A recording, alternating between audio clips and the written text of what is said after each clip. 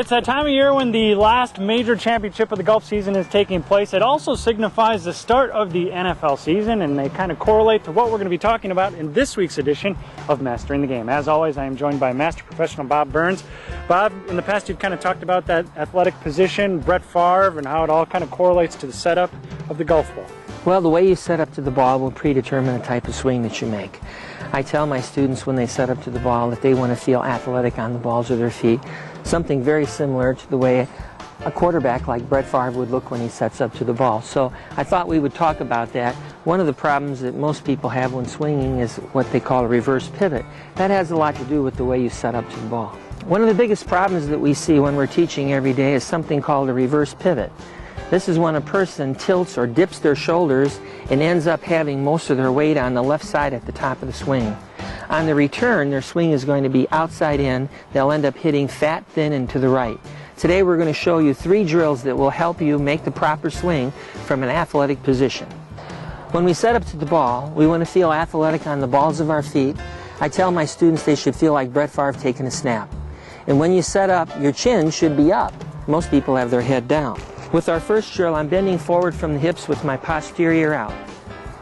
My weight is evenly distributed on the balls of my feet. I'm going to bring the club up across my shoulders, and as I swing the club back, I'm bringing the grip handle back to the one on the ground. My weight now is on my right side, and the numbers on my Packer jersey are facing the target.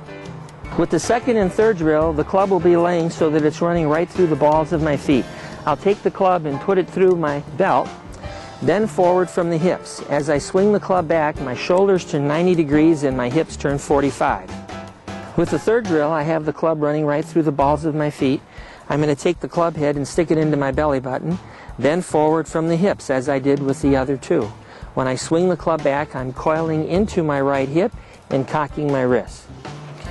With Chris's previous swing, his right hip went out and his shoulders tilted and all his weight were on his left side. When he swings correctly, I'm going to grab his pocket. His shoulders will coil over his right hip. Now all of his weight is on his right side, and when he's able to come back to the ball, he'll be able to come back to the ball from the inside. Well, Mr. B, as always, some great stuff there. It's been a great season of Mastering the Game. Well, Ryan, you sure have made us look good.